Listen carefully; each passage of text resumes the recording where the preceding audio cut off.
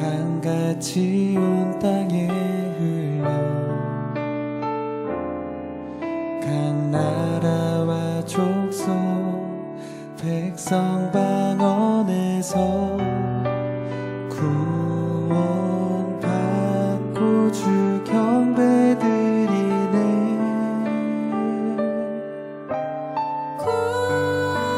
구원하심이 보좌에 앉으신 우리 하나님과 어린 양께 있도다. 구원하심이 보좌에 앉으신 우리 하나님과 어린 양께 있도다.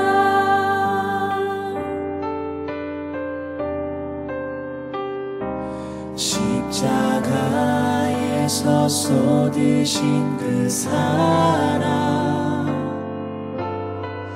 강같이 온 땅에 흘러 각 나라와 족속 백성 방언에서 구원받고 주 경배드리네.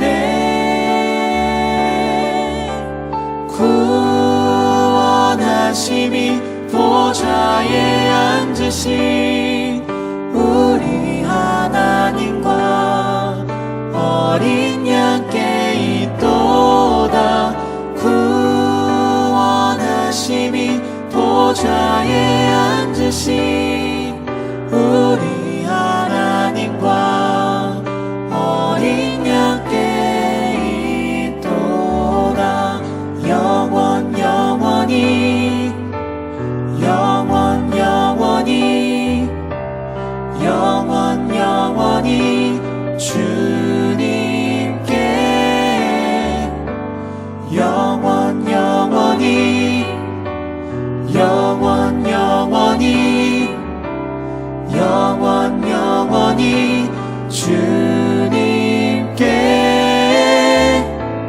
영원 영원히 영원 영원히 영원 영원히 주님께 영원 영원히 영원 영원히 영원 영원히 어린 양께 있도. 구원하심이 보좌에 앉으신 우리 하나님과 어린 양께 있도다. 구원하심이 보좌에 앉으신 우리 하나님과 어린 양께 있도다.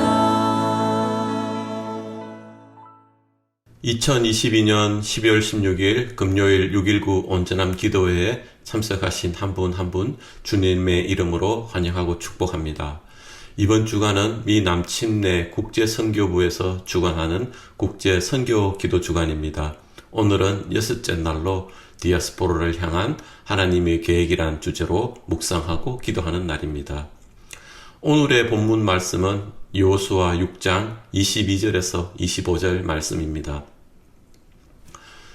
여호수아가 그 땅을 정탐한 두 사람에게 이르되 그 기생의 집에 들어가서 너희가 그 여인에게 맹세한 대로 그와 그에게 속한 모든 것을 이끌어내라 하매 정탐한 젊은이들이 들어가서 라합과 그의 부모와 그의 형제와 그에게 속한 모든 것을 이끌어내고 또 그의 친족도 다 이끌어내어 그들을 이스라엘의 진영 밖에 두고 무리가 그 성과 그 가운데 있는 모든 것을 불로 사르고 은금과 동철기구는 여호와의 집 곳간에 두었더라.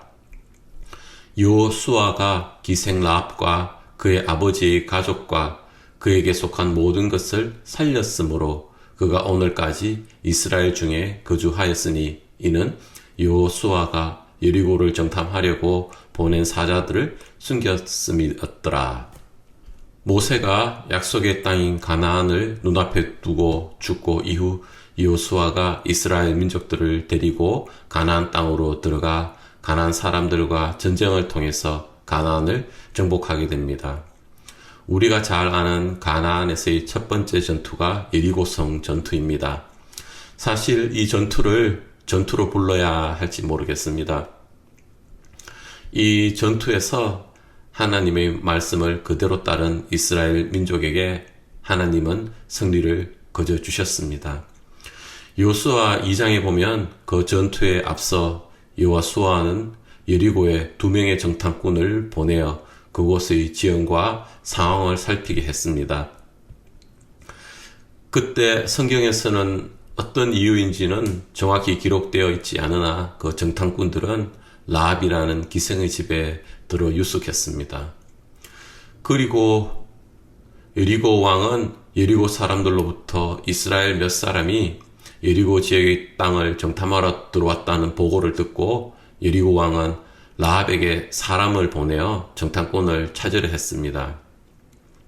하지만 여호와께서 여리고를 이스라엘 민족에게 주실 것을 확신한 라합은 정탐꾼들을 지붕 위에 숨겨주었고 이후 이스라엘 민족이 그 땅을 차지하게 되면 그의 부모와 형제 그리고 그들에게 속한 모든 사람을 살려줄 것을 약속받고 정탐꾼들이 그곳을 무사히 빠져나갈 수 있도록 도와주었습니다. 이후 실제로 하나님께서 여리고성 전투에서 이스라엘 민족에게 승리를 주셨습니다. 그리고 오늘 읽은 본문에서는 여리고를 정탐하러 보낸 사자를 숨겨둔 공로로 라합의 약속을 지켜 그의 아버지 가족과 그에게 속한 모든 것을 살려준 것입니다. 라합이 이스라엘의 정탐꾼들을 숨겨주고 정탐꾼들을 찾으러 온 사람들을 속인 데에는 하나님에 대한 믿음이 있었습니다. 여호수아 2장 9절에 여호와께서 이 땅을 너에게 주실 것을 내가 아노라. 그리고 11절에 여호와는 위로는 하늘에서도 아래로는 땅에서도 하나님이시라 라는 고백을 했습니다. 당시 라합과 여리고 사람들은 이스라엘 민족이 애굽에서 나온 것과 그때 홍해가 갈라진 것과 아모리의 두 왕 시온과 옥에게 행해진 일들을 들었습니다. 그러나 다른 여리고 사람들과는 달리 라합에게는 그 사건들이 마음에 새겨졌던 것 같습니다. 라합의 마음에는 이스라엘 사람들의 힘과 능력을 보고 무서워한 것이 아니라 이스라엘과 함께 하신 하나님에 대한 믿음이 있었던 것입니다.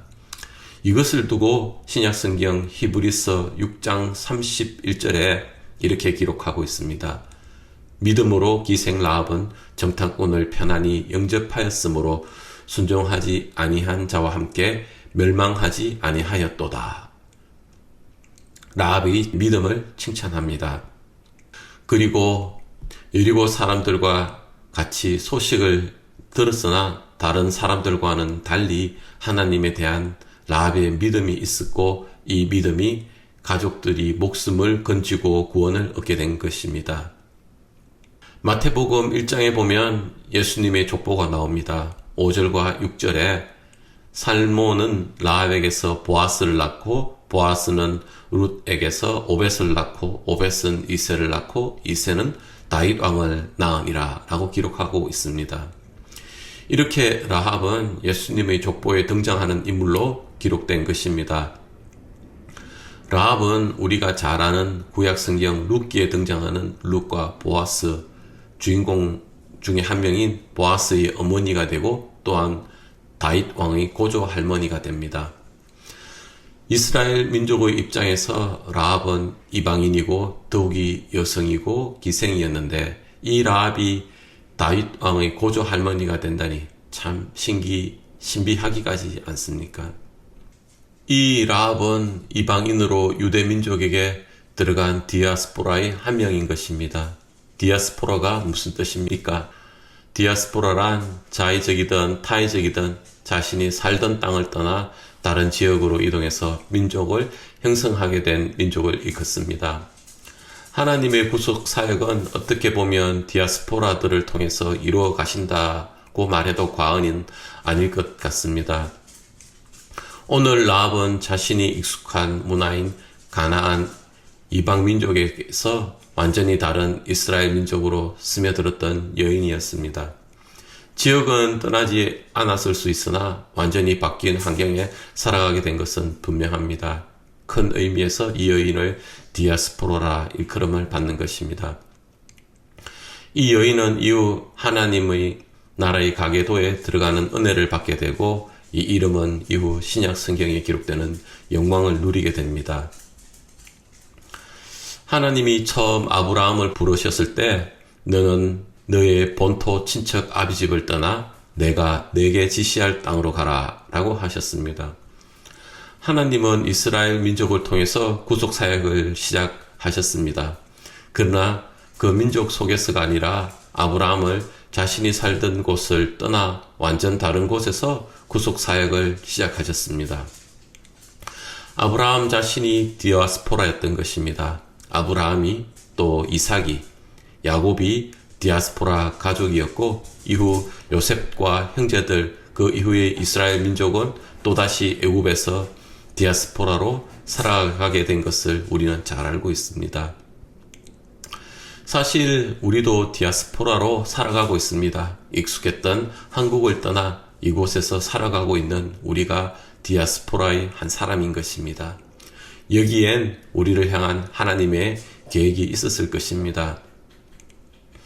하나님의 구속 사역에 왜 디아스포라를 사용하셨을까 생각해 봤습니다. 자신이 익숙했던 곳을 떠났기 때문에 자신이 익숙하게 사용할 수 있는 리소스들을 사용할 수 없습니다. 아브라함이 본토 친척 아비집을 떠나 하나님께서 말씀하신 곳으로 갔을 때 그곳에서는 자신의 리소스보다 전적으로 하나님만을 의지할 수밖에 없었습니다.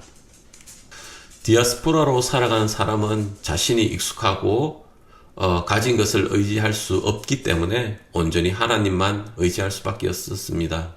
그래서 하나님께서는 이런 디아스포라를 하나님의 계획 가운데 사용하시는 것입니다. 이렇게 하나님을 알고 경험한 사람들은 자신의 민족에게 더 쉽게 하나님을 전할 수 있게 되는 것입니다. 지난 수요일 기도회에서 박 목사님 말씀에서 말씀하셨듯 하나님은 이스라엘 민족이 이방 민족으로부터 잘못된 풍습 그리고 우상 숭배가 들어오는 것을 경계하셨지 이스라엘 민족에게만 관심을 가지시고 구원하시기를 원하시는 것은 아니라 모든 민족이 믿고 구원받기를 원하신다고 말씀해 주셨습니다.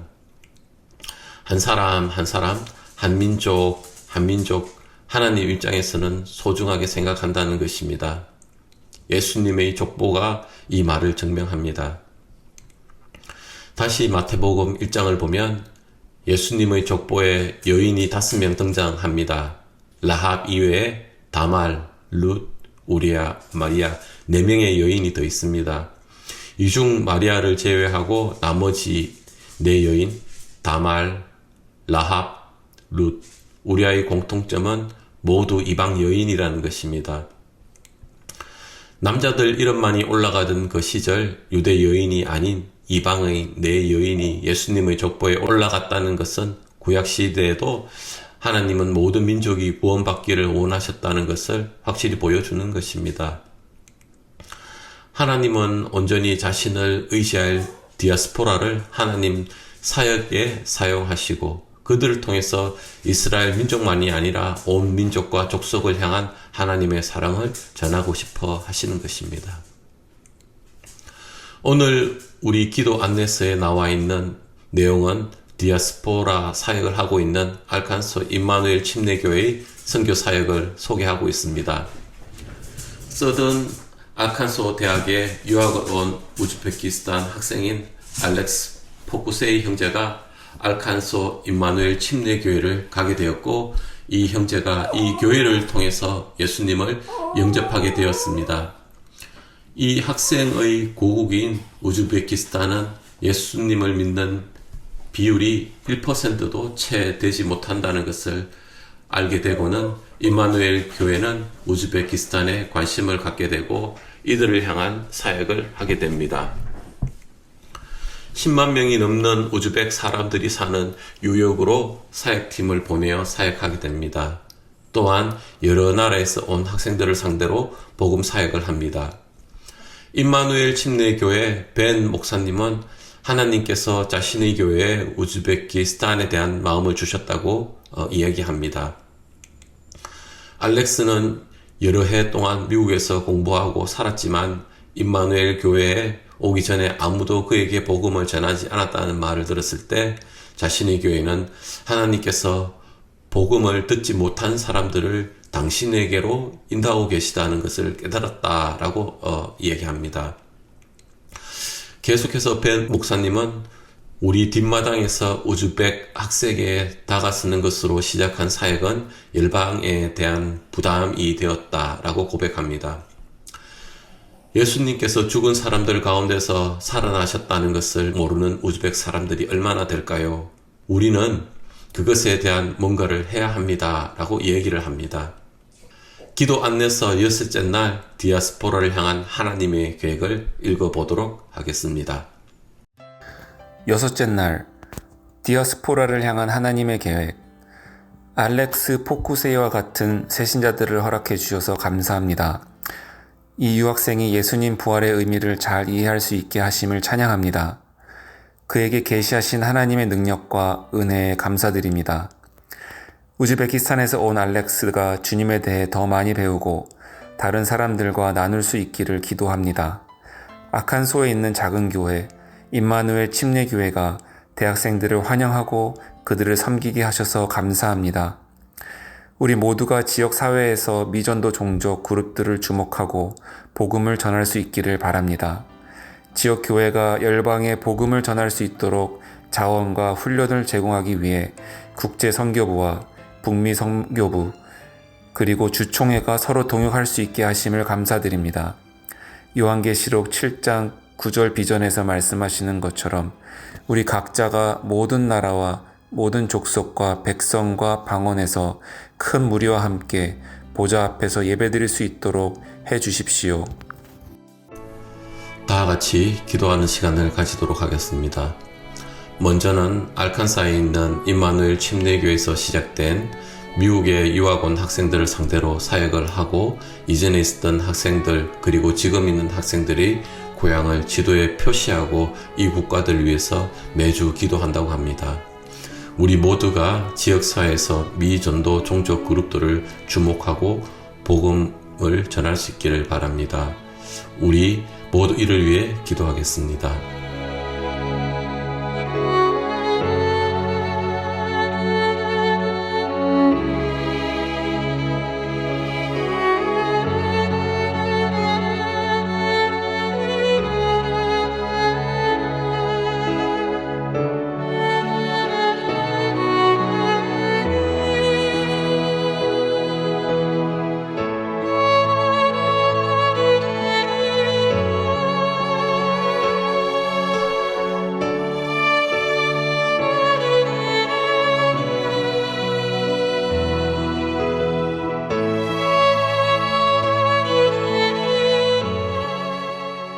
두 번째로는 우리 교회도 영어부에서 대학생들을 상대로 사역을 하고 또 IFKBC를 통해서 이곳에 정착하는 난민들을 위한 사역이 있습니다. 지난 수요일 우리가 같이 기도했지만 또 한 번 우리 교회가 사역하는 대학부 사역과 IFKBC가 부흥해서 우리 교회와 더불어 이들이 그들의 민족을 위해 전도할 수 있게 되기를 같이 힘써 기도하도록 하겠습니다.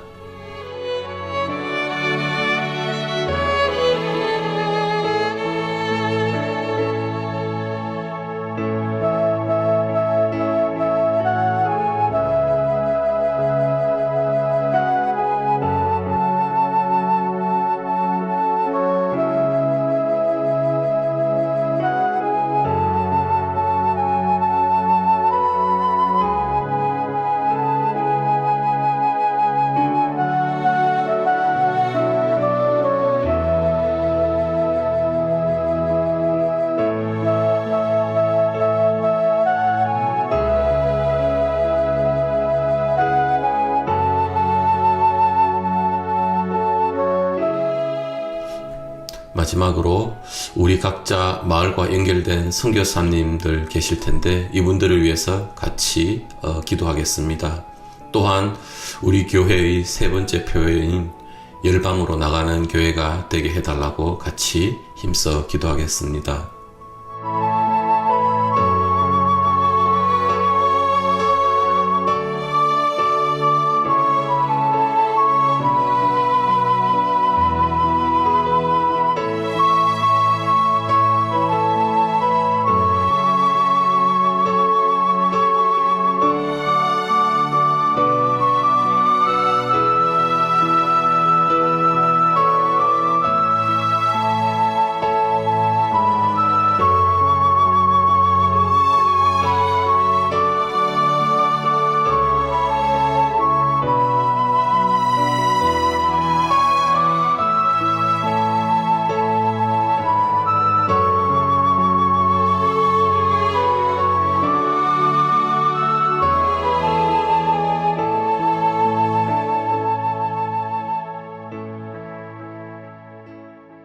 주 기도문 올려드리겠습니다. 하늘에 계신 우리 아버지여, 이름이 거룩히 여김을 받으시오며 나라가 임하시오며 뜻이 하늘에서 이루어진 것 같이 땅에서도 이루어지이다. 오늘 우리에게 일용할 양식을 주시옵고 우리가 우리에게 죄 지은 자를 사하여 준 것 같이 우리의 죄를 사하여 주시옵고 우리를 시험에 들게 하지 마시옵고 다만 악에서 구하시옵소서. 나라와 권세와 영광이 아버지께 영원히 있사옵나이다. 아멘.